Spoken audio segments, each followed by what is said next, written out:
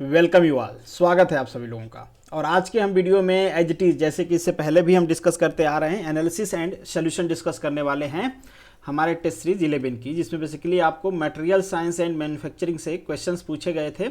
और जैसा कि हमारा पैटर्न है, जिस तरीके से हम डिस्कस करते हैं उसी तरीके से डिस्कस करेंगे। सबसे पहले देखते हैं टॉपर्स हैं, और टॉपर्स ने तो हद कर रखा है। आप पूरे में पूरे मार्क्स ले आ रहे हो, मतलब आपका स्कोर बहुत अच्छा है। इसके दो रीज़न हो सकते हैं। एक तो कि आपकी प्रिपरेशन लेवल बहुत ऊपर पहुंच गई है कि क्वेश्चन कहीं से भी आए, कैसे भी आए, आपको सारा कर देना है, या फिर आप फेयरली टेस्ट को अपीयर नहीं कर रहे हो। बट मैं आपसे उम्मीद करता हूं कि आप टेस्ट को फेयरली अपीयर कर रहे होंगे, क्योंकि टेस्ट होता इसी पर्पज़ के लिए है कि आप एग्ज़ाम के प्रेशर में गलतियाँ ना करो। जो गलतियां आपको एग्ज़ाम हॉल में करनी है वो गलतियां आप टेस्ट सीरीज में कर लीजिए और उसको इम्प्रूव कर लीजिए, ताकि आपको नेगेटिव मार्क्स ना मिले। ये कुछ बीपीएससी के कैंडिडेट हैं, आपसे उम्मीदें हैं कि आप अपने मार्क्स को और इम्प्रूव करोगे, क्योंकि अभी आपके मार्क्स कंपटीशन लेवल से कम आ रहे हैं। भले आपका अलग मेरिट बनेगा, बट स्टिल आपको अपने मार्क्स इंप्रूव करने हैं। ये कुछ गर्ल्स कैंडिडेट हैं जिनके मार्क्स यहाँ पे आपको दिख रहे होंगे। उम्मीद करता हूँ आप सारे लोग ऐसे ही पढ़ते रहेंगे, और जब भी कोरोना के बाद जब भी एग्ज़ाम्स होता है आप अच्छे परफॉर्म करोगे। अगर हम बात करें कैंडिडेट की कि कौन से एग्ज़ाम में अपीयर हो रहे हैं, तो ये कैंडिडेट हैं बेसिकली। और ये जो अदर एग्ज़ाम वाले हैं, यही भाई साहब 50 मार्क्स ले आए हैं। मैं बहुत बार सोचता हूँ, आप लोगों का मोबाइल नंबर भी इसीलिए मैं लेता हूँ कि कॉल करूँगा, मैं आप लोगों से बात करूँगा, बट बात हो नहीं पाती है थोड़ा सा टाइम के शॉर्टेज की वजह से। बट जब भी मूड होगा मैं खोलूँगा टेस्ट और वन बाई वन करके बात करूँगा। ये कैटेगरी है, आप लोगों की देख सकते हो, कैटेगरी का स्टैटिक्स है बेसिकली, और यहाँ पे आपके जेंडर का स्टैटिक्स है। और इसके बाद आप अपने मार्क्स का डिस्ट्रीब्यूशन देख सकते हो कि कितने लोग किस रेंज में एग्जिस्ट कर रहे हैं। यहाँ पे आप ज़्यादा अच्छे से देख पाओगे, ये वीडियो है, यहाँ पे आप देख भी पाओगे और अपना रैंक भी फाइंड आउट कर पाओगे। बेसिकली आपका रैंक क्या है, कितने लोग आपसे ऊपर हैं, यहाँ पे आपको दिख रहा होगा। ये नंबर आप काउंट दिखा रहा है, ये कितना स्कोर है वो दिखा रहा है। बेसिकली किस स्कोर पे कितने लोग हैं ये दिखा रहा है। आप सभी को पता ही है कि नेगेटिव मार्क मैं लिखता तो हूँ गूगल फॉर्म में, बट यहाँ पे नेगेटिव मार्क कैलकुलेट नहीं हो पाता है, क्योंकि उसके लिए आपको गूगल फॉर्म में हर क्वेश्चन का आंसर फीड करना होता है। तो एक टीडियस जॉब हो जाती है, तो मैं कर नहीं पाता हूँ। तो आप देख लेना, बाकी नेगेटिव मार्किंग नहीं है, इसलिए सिमिलर मार्क्स पे बहुत सारे लोग होते हैं। ये मेरी कुछ कैटेगरी बनाई हुई है, तो 42 और 50 के बीच में मैं मानता हूँ कि आप बिल्कुल एक्स्ट्राऑर्डिनरी हो। अगर आप फेयरली अटेंड किए हो तो बिल्कुल एक्स्ट्राऑर्डिनरी हो, नो डाउट। और अगर आप 39 to 41 के बीच में हो तो एक्सेलेंट कैटेगरी है। This is the very good category, this is the good category and this is the average. तो एवरेज में सबसे ज़्यादा लोग हैं। आप लोगों से उम्मीद की जाती है कि आप लोग प्रिपरेशन करते रहेंगे। यहाँ पे हो सकता है कुछ लोग ऐसा कहेंगे कि हमने प्रिपरेशन नहीं किया था, ऐसे ही टेस्ट अपीयर किया था। बट मैं बार बार कहता हूँ, हर बार कहता हूँ, कहता रहूँगा कि आप भैया प्रिपरेशन करके टेस्ट अपीयर हुआ करिए, ठीक है? तभी आप खुद को जज कर पाओगे। अदरवाइज टेस्ट सीरीज में अपीयर होने का कोई मतलब है नहीं। कुछ लोग आराम भी कर रहे होंगे ना कि कोरोना आ गया, अब तो एग्ज़ाम होगा नहीं, तो रेस्ट करते हैं। देखा भी जा रहा है, नंबर जो स्ट्रेंथ है आप लोगों की वो घटती जा रही है। अगर आप मेरी वीडियो पहली बार देख रहे हैं तो ज़रूर इस पर मुझे फॉलो कर लीजिए। मेरा टेलीग्राम चैनल है, जो भी वीडियो मैं बनाता हूँ उसकी PDF के लिए ये आपका ग्रुप है। आप अपने क्वेश्चन डिस्कस कर सकते हैं। बाकी मुझे इंस्टाग्राम, फेसबुक और ट्विटर पे फॉलो कर सकते हैं, बाकी सब अपडेट के लिए। अब हो गया, बहुत हो गई रामायण, अब शुरू करते हैं अपनी मेन स्टोरी। चलिए। Educating today for better tomorrow. सबसे पहले हमारा जो फर्स्ट क्वेश्चन है, presently most used metal in the world. इसमें कोई डाउट नहीं होना चाहिए, जहां भी देखोगे आपको स्टील ही स्टील दिखेगा। बाकी सबका यूज़ होता है, बट स्टील का यूज़ अराउंड हर जगह होता है। अगर स्टील हर जगह यूज़ हो रहा तो कुछ तो इसके खास गुण होंगे ना। अगर किसी आदमी को हर जगह बुलाया जा रहा है, मतलब कुछ तो उसमें अलग प्रॉपर्टी होगी। तो स्टील में अलग प्रॉपर्टी क्या है भैया? पहली तो यही है कि इसकी जो स्ट्रेंथ और वेट का रेशियो होता है वो एक्सेलेंट होता है। अगर दूसरा मटेरियल आप लेके आओगे जिसकी स्ट्रेंथ इसकी इतना रहेगा, तो उसका वेट काफ़ी ज़्यादा रहेगा। इसका करोजन रेजिस्टेंस भी एक्सेलेंट होता है, मतलब ये बाहर मौसम में वेदर रेजिस्टेंस आप कह सकते हो, करोजन रेजिस्टेंस आप कह सकते हो, ये ऐसे ही पड़ा रहता है, जल्दी ख़राब नहीं होता है। ड्यूरेबल होता है, तो ये सारी प्रॉपर्टी होती है। स्ट्रेंथ काफ़ी अच्छी होती है इसकी, इसलिए ये हर जगह यूज़ होता है। सेकेंड क्वेश्चन है, pick the composite from the list. काफ़ी सारे लोग इसमें कन्फ्यूज़ हो गए एलॉय और आपके कंपोजिट में, तो आप थोड़ा सा पढ़ लेना। इनका बेसिक डिफरेंस मैं आगे आपको दिखा भी दूंगा। अगर मटेरियल के डिवीजन की हम बात करें तो मटेरियल दो टाइप्स के हो सकते हैं। ब्रॉडली हम बात करें, एक तो मेटालिक हो सकता है। अगर इंडस्ट्री पर्पज से बात करें तो मेटालिक्स यूज हो सकते हैं, नॉन मेटालिक हो सकते हैं। फिर मेटालिक में फेरस हो सकता है, नॉन फेरस इसमें, नॉन मेटालिक में ऑर्गेनिक हो सकते हैं और इनऑर्गेनिक। तो बेसिकली ब्रॉडर वे में अगर हम बात करें तो ये मटेरियल हो सकते हैं, ठीक है, ये सारे मटेरियल। तो अब ये जो होते हैं बेसिकली जो मेटालिक होते हैं उन्हें हम एलॉय कहते हैं। यहाँ पे मैंने आपको डिफरेंस भी दिखा दिया है एलॉय और कंपोजिट में। दोनों एक या दो से ज़्यादा मिलके बने होते हैं, बस जो कंपोजिट होता है उसमें मेटल का यूज़ नहीं होता है। और यहाँ पे जो वुड है, वुड बेसिकली पॉलीमर से बना होता है। तो एक पॉलीमर होता है, लॉन्ग सेलुलोज होता है बेसिकली, उससे बना होता है। फिर लिग्निन से बना होता है, काफ़ी वीक होता है वो, तो इसलिए हम उसे कंपोजिट कहते हैं। उम्मीद करता हूँ ये डिफरेंसेस आप पढ़ लेना, एक बार जरूर याद रख लेना। पीडीएफ तो आपको मैं शेयर कर ही दूंगा। What are the material required to have a creep resistance property. पहले तो आप ये समझ लो कि क्रीप क्या होता है, फिर उसके बाद बात करेंगे रेजिस्टेंस की। तो क्रीप होता है, सपोज कर लीजिए किसी एलिवेटेड टेम्परेचर पे किसी भी सब्सटेंस पे आप कोई स्टैटिक लोडिंग करके रख देते हो कुछ टाइम के लिए, तो उसमें जो फटीग क्रिएट होगा उसे हम कहेंगे क्रीप। ठीक है, तो ये क्रीप हो गया। अब आपको ये समझना है कि क्रीप रेजिस्टेंस मतलब उसको रजिस्ट करे, वो फटीग क्रिएट ना हो, उसके लिए आपको क्या करना है। तो पहले तो यहाँ पे हम कह रहे हैं एलिवेटेड टेम्परेचर मतलब टेम्परेचर ज़्यादा है तो मेल्टिंग पॉइंट तो ज़्यादा होना चाहिए, बट यहाँ पे लिखा है लो मेल्टिंग पॉइंट, तो ये वाला क्या हो जाएगा, गलत हो जाएगा। फिर है हाई ऑक्सीडेशन रेजिस्टेंस, ये बिल्कुल होना चाहिए। अगर नहीं होगा उसका तो ऑक्सीडेशन अगर हो जाएगा तो फिर प्लास्टिक डिफॉर्मेशन इजीली हो जाएगा, फिर फटीग क्रिएट हो जाएगा। तो ऑक्सीडेशन उसका मतलब ऑक्सीडेशन पॉइंट जितना ज़्यादा हो सकता है उतना अच्छा है। तो उम्मीद करता हूँ आपको समझ में आ गया होगा। ये वाला पॉइंट यहाँ पे सही है, ये वाला नहीं है। यहाँ पे होना चाहिए हाई मेल्टिंग पॉइंट। अगर हाई मेल्टिंग पॉइंट होता तो बिल्कुल ये सही होता। नेक्स्ट जो क्वेश्चन है, ceramic having the nuclear application. Ceramic का एप्लीकेशन बहुत सारे जगह होता है क्योंकि इसकी कुछ बहुत ही बढ़िया प्रॉपर्टी होती है। सबसे अच्छी प्रॉपर्टी तो इसकी होती है कि इसके पास होता है temperature resistance, excellent temperature resistance. इसलिए आप लोगों ने देखा होगा कि जहाँ भी हाई टेम्परेचर होता है वहाँ पे हम सेरेमिक का यूज कर लेते हैं। लाइटर होता है ये, वेट कम होता है, हार्ड होता है ये। ठीक है, तो ये सारे इसके टेम्परेचर, हाई टेम्परेचर ये विस्टैंड कर लेगा, मतलब अपनी प्रॉपर्टी को लॉन्ग टेम्परेचर तक ये मेंटेन कर पाएगा। जनरली होता है कि हमारे मटेरियल का अगर टेम्परेचर आप बढ़ाते हो तो उसके प्रॉपर्टी में चेंजेज आने चालू हो जाते हैं, बट सेरेमिक कुछ हद तक हाई टेम्परेचर विस्टैंड कर लेता है।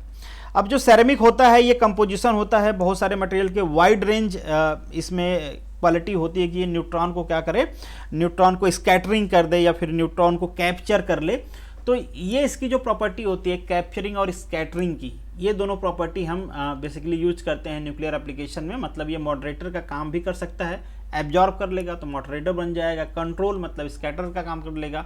तो यहाँ पे दोनों ही ऑप्शन आपके सही हैं। नेक्स्ट जो आपका क्वेश्चन है, the body centred cubic BCC lattice is found. देखिए एक बीसीसी आपको दिख रहा होगा, एक एफसीसी दिख रहा होगा, दोनों में आपको दिखा दिया। काफ़ी सारे लोग कंफ्यूज तो नहीं होते हैं हालांकि इसमें, फिर भी काफ़ी सारे लोगों ने गलत किया, और इसलिए गलत किया आप लोगों ने क्योंकि आप लोगों को याद नहीं रहा होगा। तो बीसीसी मतलब एक बीच में है, बाकी इसके कॉर्नर पे है मेटल लगे हुए, देखो बीच में है, फिर ये साइड इसके कॉर्नर पे लगे हुए हैं। एफसीसी रहेगा तो साइड लगे रहेंगे और इसके जो फेसेस होंगे वहाँ पे लगा रहेगा मटेरियल, तो इसे हम कहते हैं एफसीसी। अब बीसीसी और एफसीसी में कौन कौन से मटेरियल आते हैं इन जनरल, ये आपको ध्यान रख लेना है क्योंकि चांसेज होते हैं क्वेश्चन पूछ ले। अगर हम बीसीसी में बात करें तो आपका जो आयरन होता है वो बीसीसी आता है, आपसे पूछा क्या गया है, बीसीसी पूछा गया है। क्रोमियम आता है, टंगस्टन आता है। इसी तरीके से एफसीसी की बात करें तो एल्यूमिनियम, कॉपर, गोल्ड, सिल्वर, ये सारे एफसीसी में आते हैं। तो एटलीस्ट ये फ्रिक्वेंटली यूज होने वाले मटेरियल हैं, आप इनको ध्यान रखना। नेक्स्ट है आपका eddy current test is use to detect. Eddy current जो होता है इलेक्ट्रोमैग्नेटिक एक टेस्टिंग मेथड होता है जिसमें हम इलेक्ट्रोमैग्नेटिक वेव्स का यूज़ करते हैं। नॉन डिस्ट्रक्टिव टेस्ट होता है ये, बेसिकली नॉन डिस्ट्रक्टिव होता है और बहुत ही वाइड रेंज में हम इसका यूज़ करते हैं। जैसे कि अगर कहीं पे क्रैक्स डिटेक्ट करने हैं, हार्डनेस, कंडक्टिविटी, डायमेंशन, एक्यूरेसी, ये सारा डिटेक्ट करने के लिए हम इसका यूज़ करते हैं। तो यहाँ पे ऑल ऑफ एबव होगा। नेक्स्ट जो आपका क्वेश्चन है, thermit welding utilize the heat liberated form. देखो आप यहाँ पे थर्मिट वेल्डिंग का बेसिकली ये बहुत ही फ्रीक्वेंट यूज़ है। थर्मिट वेल्डिंग में बेसिकली होता क्या है, ये एक तरह का exothermic chemical reaction based heat generate करते हैं। एक्सोथर्मिक आपको पता ही है, मतलब वो रिएक्शन जो हीट जनरेट करते हैं। उसी तरीके से इंडोथर्मिक भी होता है जो हीट को एब्जॉर्ब करके रिएक्शन करता है। तो यहाँ पे बेसिकली जो मिक्सचर होता है वो एल्यूमिनियम होता है और आयरन ऑक्साइड होता है। ये दोनों केमिकली रिएक्ट करते हैं और हीट को प्रोड्यूस करते हैं। बेसिकली इसका यूज कहाँ पे हम करते हैं, इसका यूज करते हैं अगर कहीं पे थिक प्लेट को आपको वेल्ड करना है, जैसे कि ये रेलवे लाइन में आपको एग्जांपल के लिए दिखा रहा हूँ, उसी तरीके से सिप का यूज़ हो बहुत सारे जगह पे। टेम्परेचर का जो रेंज होता है इसमें कुछ होता है 3000 से लेके 3500, इससे ऊपर भी होता है, बट इन जनरल की मैं बात करूँ तो इसके रेंज में होता है। तो ये बेसिकली आपका थर्मिट वेल्डिंग होती है, और इसके बारे में जो जो चीज़ें मैंने बताया वो सारे आप याद रख सकते हो, तो वेल एंड गुड। नेक्स्ट जो आपका क्वेश्चन है, फिलर मटेरियल और flux is not required for the following processes. पहले आप ये समझ लो कि फिलर मटेरियल या जो फ्लक्स होता है उसको हम पहले फिलर मटेरियल तो आप सभी लोगों को पता है कि फिल करने के लिए यूज करते हैं, that is the basic thing.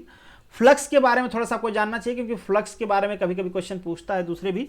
तो फ्लक्स का यूज क्या होता है पहले आप ये समझ लो। तो फ्लक्स जो हमारा वेल्ड पूल होता है, मतलब जहाँ पे वेल्डिंग हो रही होती है, सपोज करिए वेल्डिंग है तो इधर फ्लक्स क्रिएट हो जाता है, तो ये इंसुलेट कर देता है, मतलब एक तरह से सील्डिंग प्रोवाइड करता है बाहरी हमारे इन्वायरमेंट से। अगर सील्डिंग हो गई तो बाहर की जो एयर है उसमें वो ट्रैप नहीं होगी, ऑक्सीडेशन से वो बचाता है।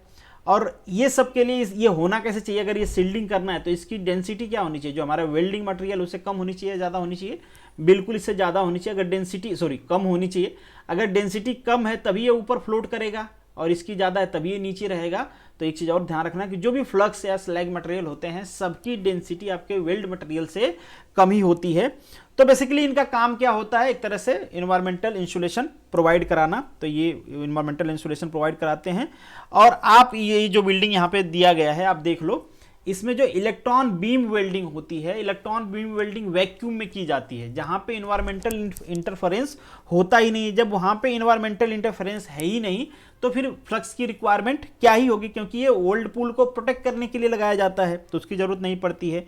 इलेक्ट्रॉन बीम वेल्डिंग में हम क्या करते हैं, हाई वेलोसिटी की जो इलेक्ट्रॉन बीम होती है उसको इम्पिंड कर देते हैं हमारे वर्क पीस पे, और बहुत ही ज़्यादा वेलोसिटी उसकी वेलोसिटी कुछ ऐसे होती है 50K से लेके 2 लाख तक, 2 लाख किमी पर सेकेंड, इतनी ज़्यादा स्पीड से। तो कौन से प्रिंसिपल होता है, बेसिकली इनके पास कैनेटिक एनर्जी होती है, और जैसे ये स्ट्राइक करते हैं ये रुक जाएंगे, अपनी कैनेटिक एनर्जी लूज कर देंगे। कैनेटिक एनर्जी लूज करेंगे तो क्या होगा, वहाँ पे बेसिकली हीट जनरेट होगी, तो उस हीट से जो भी आपकी वेल्डिंग, ड्रिलिंग, होल जनरेट करना जो भी होता है वो हो जाता है। और चूंकि इलेक्ट्रॉन बीम है तो स्कैटरिंग के चांसेज हैं, तो स्कैटरिंग ना हो इसलिए हम यहाँ पे वैक्यूम क्रिएट कर देते हैं, इसलिए थोड़ा ये कॉस्टली भी हो जाता है। चूंकि वैक्यूम हो गया, इन्वायरमेंट का इंटरफेरेंस घट गया, तो आपको फ्लक्स की रिक्वायरमेंट नहीं पड़ेगी। नेक्स्ट जो क्वेश्चन है, electron beam welding is use for the welding. Electron beam welding, जैसे कि मैंने आपको बताया कि हाई स्पीड से बीम, इलेक्ट्रॉन बीम आप इम्पिंज करते हो वर्क मटेरियल पे, तो वो डेप्थ बहुत ज़्यादा चला जाता है, वाइड्थ नहीं। जैसे कि मान लीजिए यहाँ पे आपने किया है, छोटा सा टीनी होल क्रिएट कर देगा, इधर नहीं जाएगा। बाकी सारे वेल्डिंग प्रोसेस में देखोगे आप कि पेनिट्रेशन तो होगा, बट पेनिट्रेशन के साथ साथ जो इधर साइड में है इधर भी वो हीट काफ़ी प्रोड्यूस करेंगे, इधर भी मेल्टिंग प्रोसेस होगा।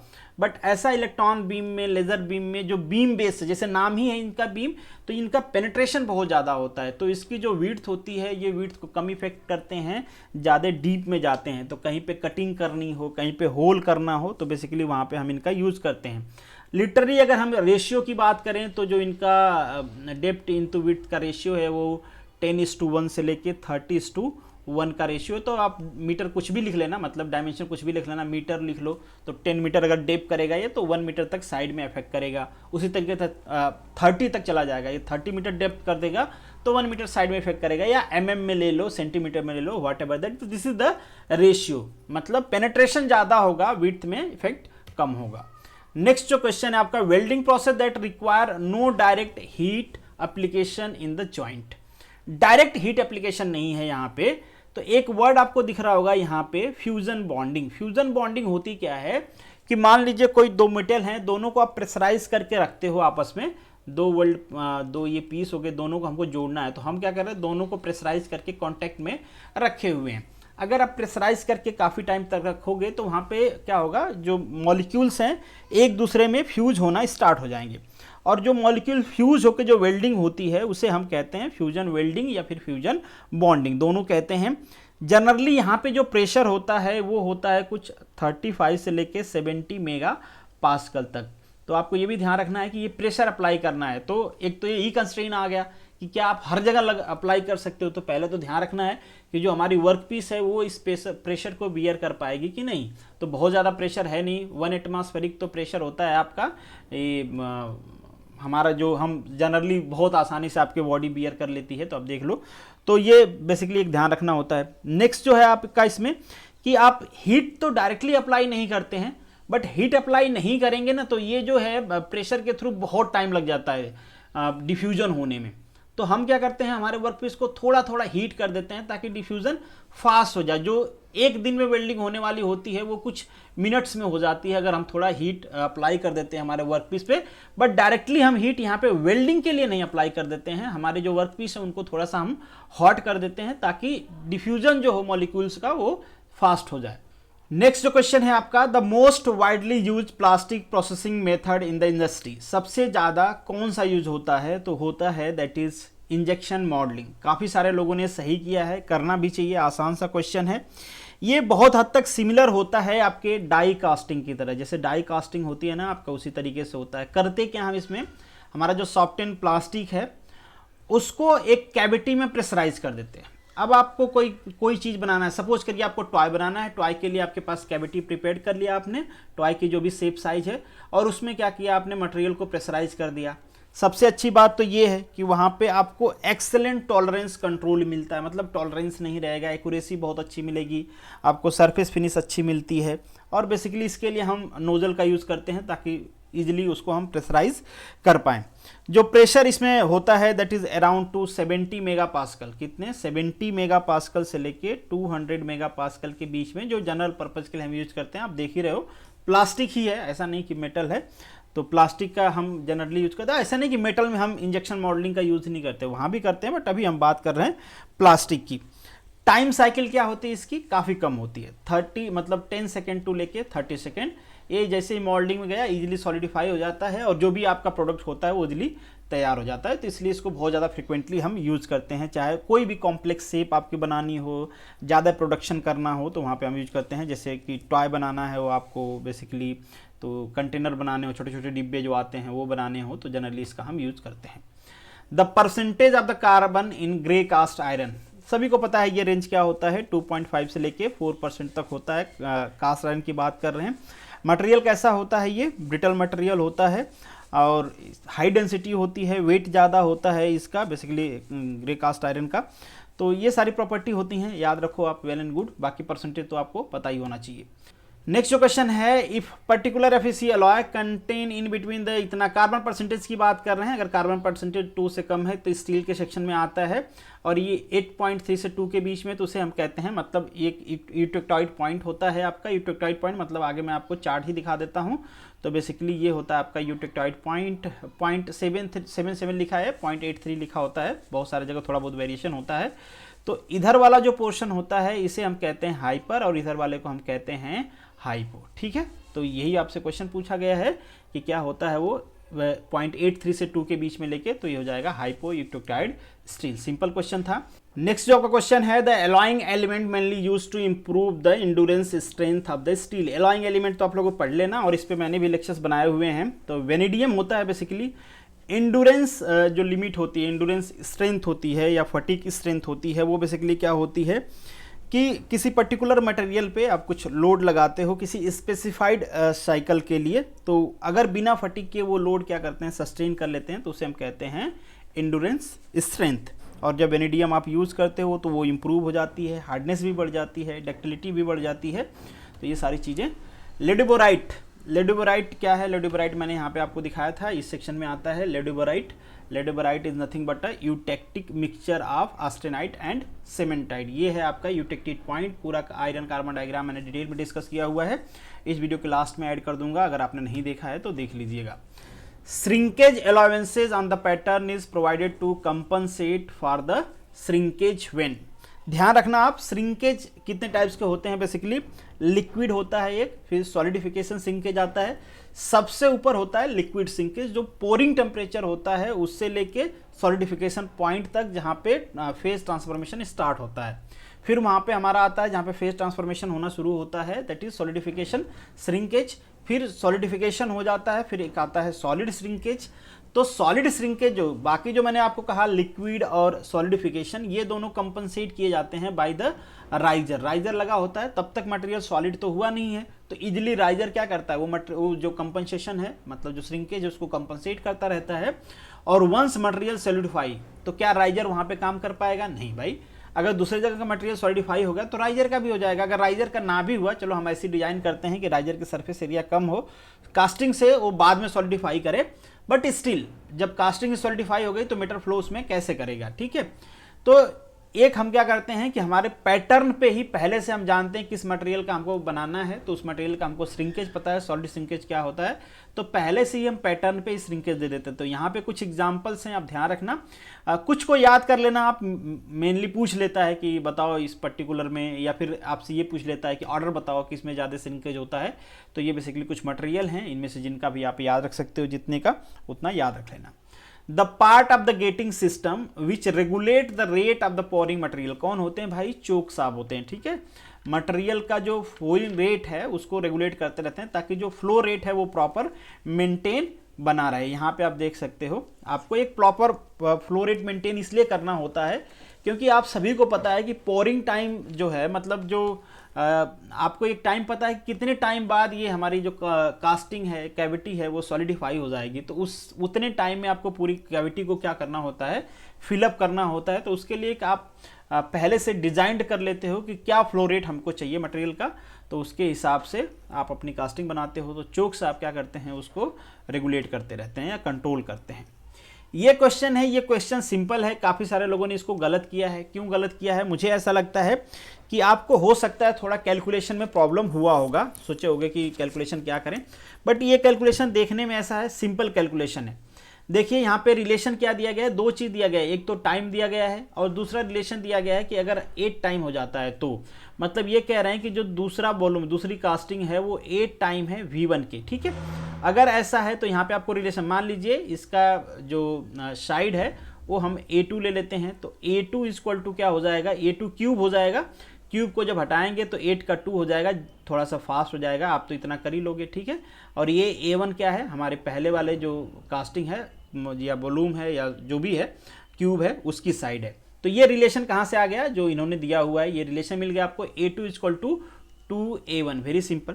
जब ये रिलेशन मिल गया और आप सभी को पता है जो सॉलिडिफिकेशन टाइम होता है that is equal to C V1 by V1A1 लिख लेते हैं। चलिए पहले V1A1 लिख लेते हैं, V ये लिख लेते हैं, स्क्वायर हो जाता है, ठीक है, जनरल फॉर्मूला लिख लेते हैं। ये A1 मान लीजिए अभी नहीं है। अब यहाँ पे आपको V बाई A दिख रहा है, तो आप सिंप्लीफाई करने के लिए V बाई A का रेशियो भी फाइंड आउट कर लो। क्या है भाई, क्यूब है, क्यूब है तो रेशियो क्या हो जाएगा, देखिए पहले क्या होता है A क्यूब हो जाएगा, A क्यूब उसका वॉल्यूम हो गया डिवाइडेड बाई 6A स्क्वायर हो जाएगा, तो ये से कैंसिल आउट हो जाएगा, तो रेशियो हो जाएगा A बाई 6। बहुत सिंपल। तो अगर हम T1 की बात करें तो T1 इन्होंने दिया हुआ है 5, दिस इज C, रेशियो हमको पता चल गया, तो यहाँ पे A1 लिख देते हैं, ये बाई 6 का स्क्वायर, ये इक्वेशन नंबर हमारा 2 लिख लेते हैं।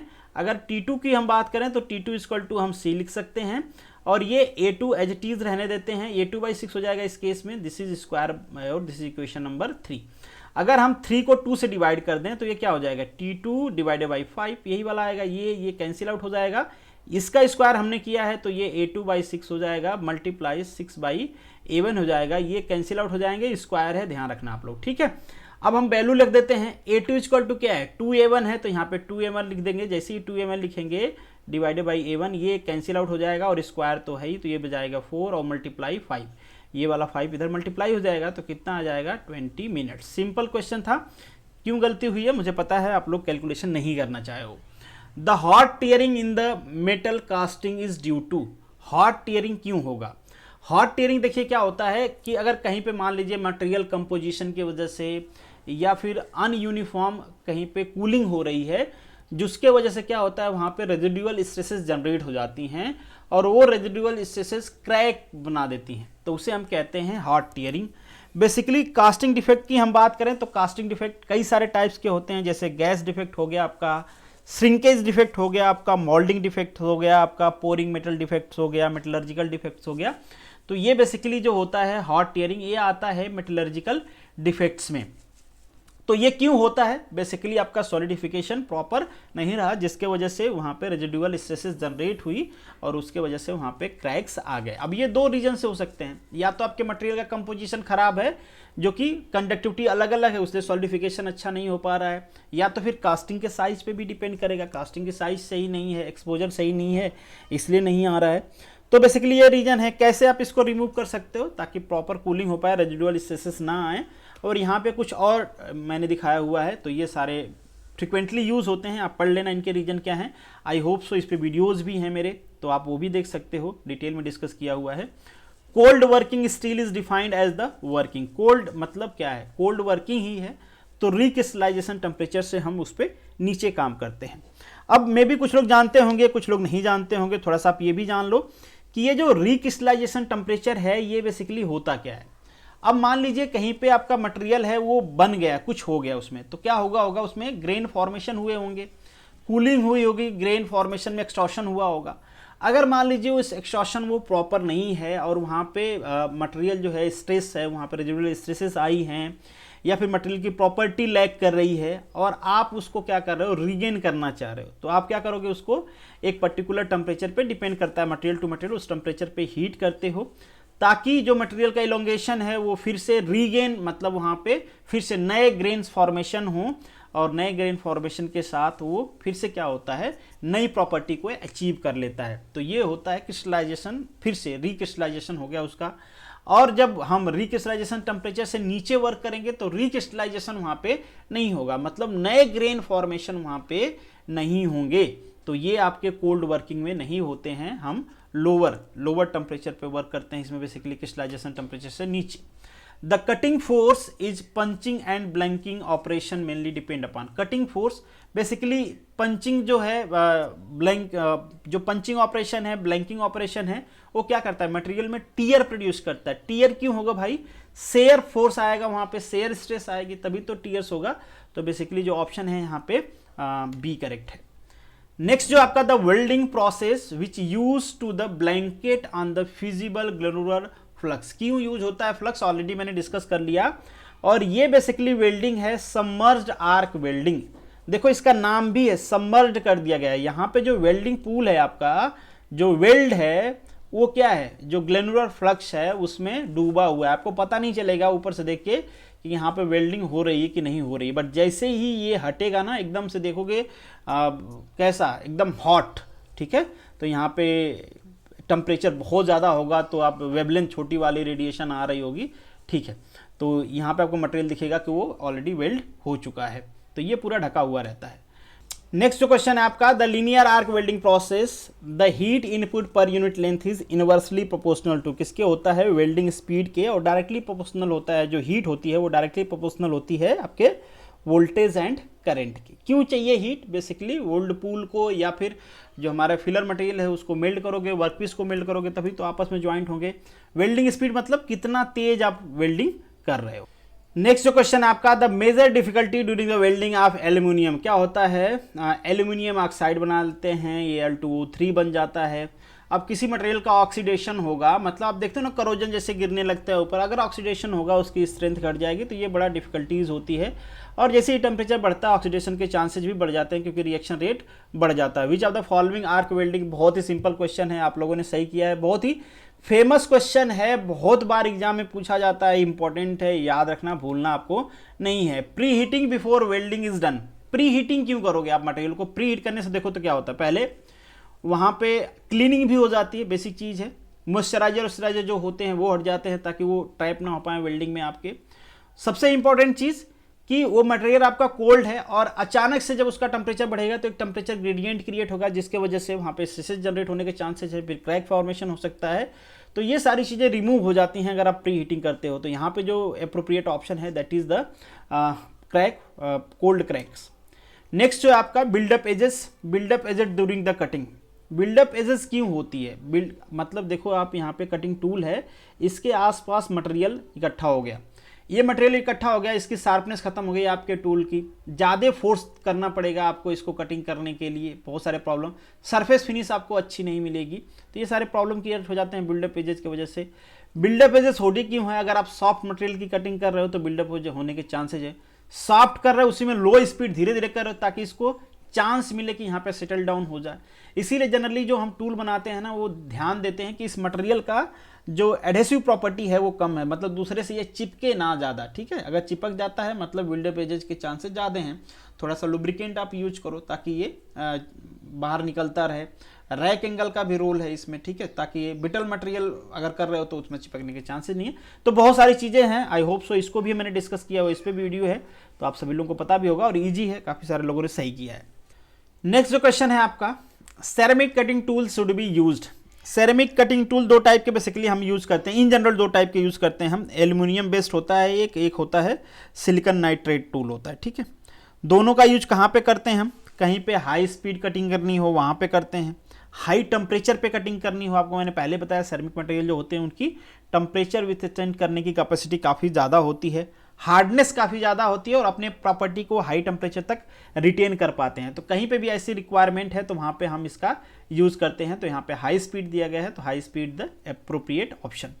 बट सेरेमिक टूल का जैसे कि हम एल्यूमिनियम में, टाइटेनियम में, ऐसे मटेरियल जहाँ पे इनके रिएक्टिव होने की या केमिकल रिएक्शन होने की प्रोबेबिलिटी है वहाँ पे यूज़ नहीं कर पाते हैं। नेक्स्ट जो क्वेश्चन है आपका, effect of the rack angle in cutting tool on machinability.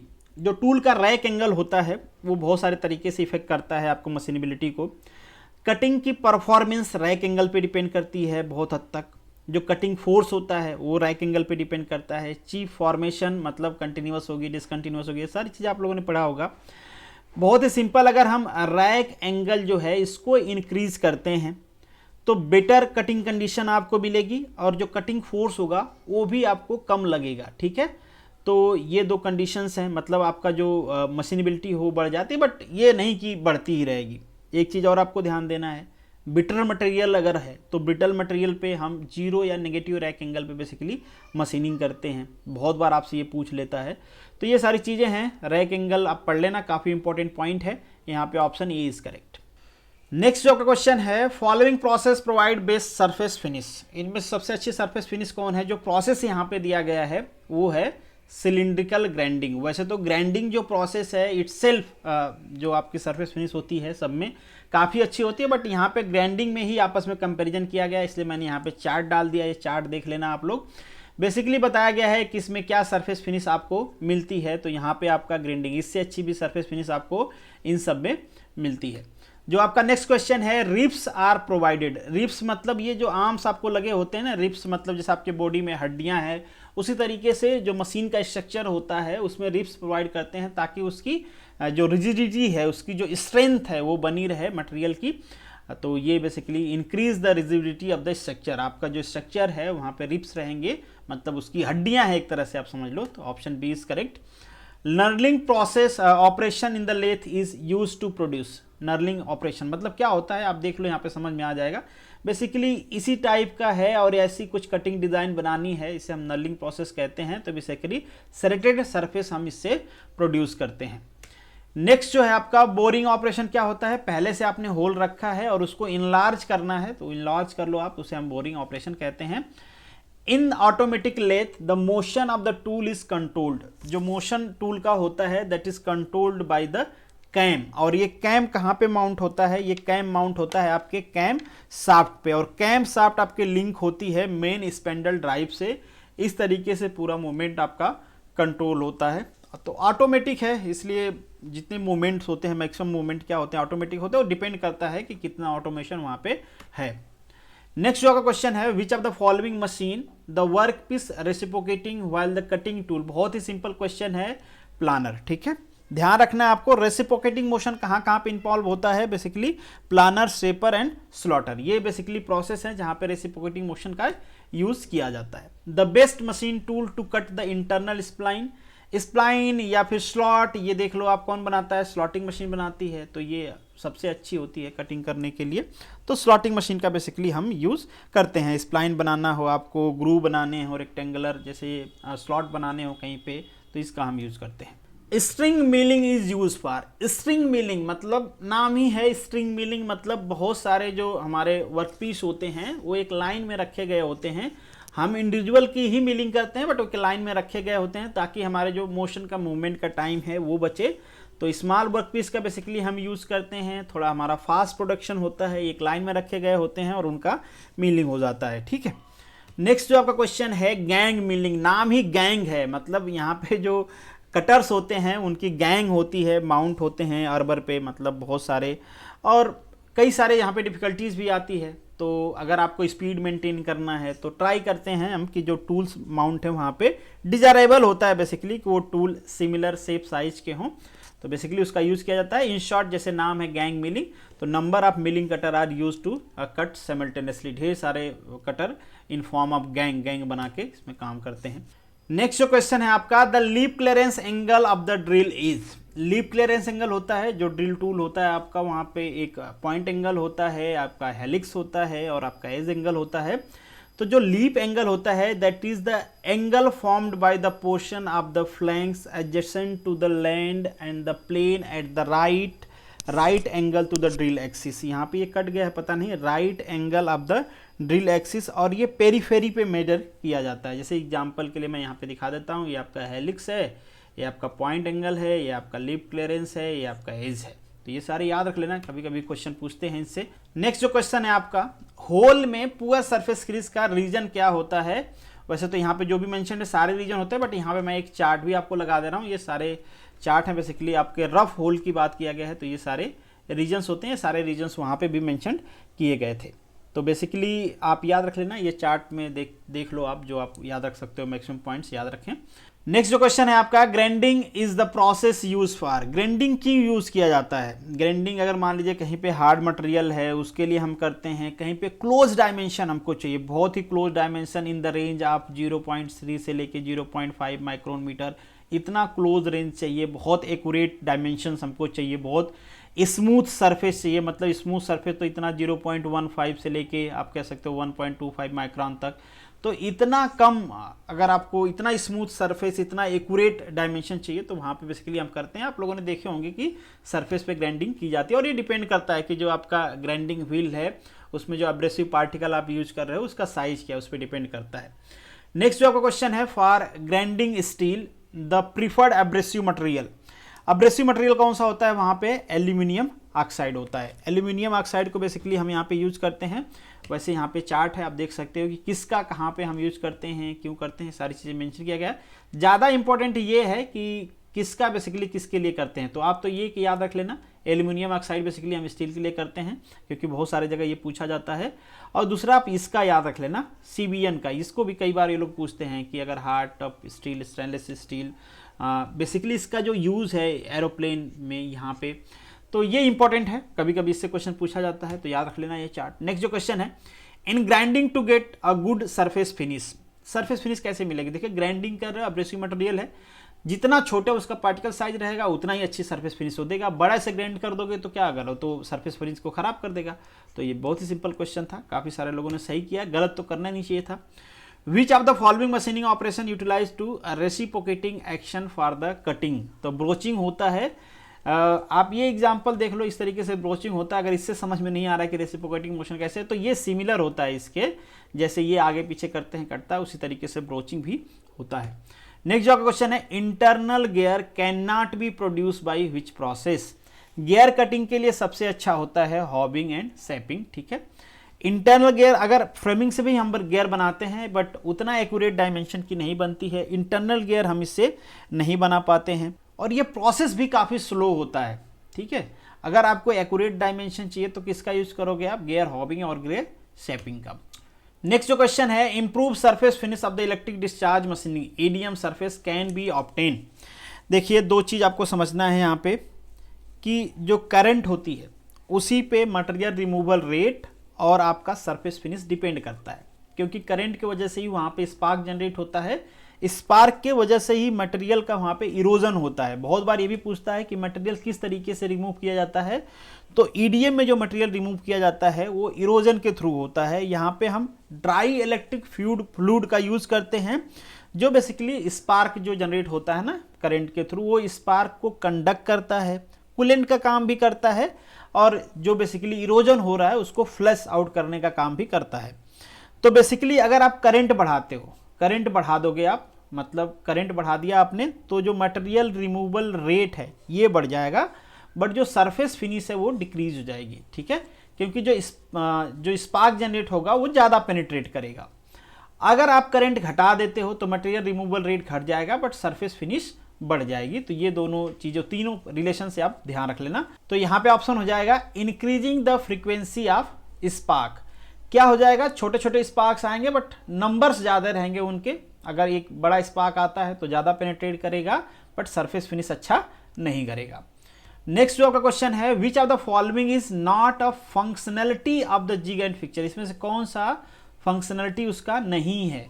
तो जिग एंड फिक्चर का काम क्या होता है, लोकेट करता है, वो क्लैंप करता है, सपोर्ट करता है, और जो कटिंग फोर्स है, जो टूल लगेगा तो कटिंग फोर्स जनरेट करेगा तो उसको भी रेजिस्ट करता है।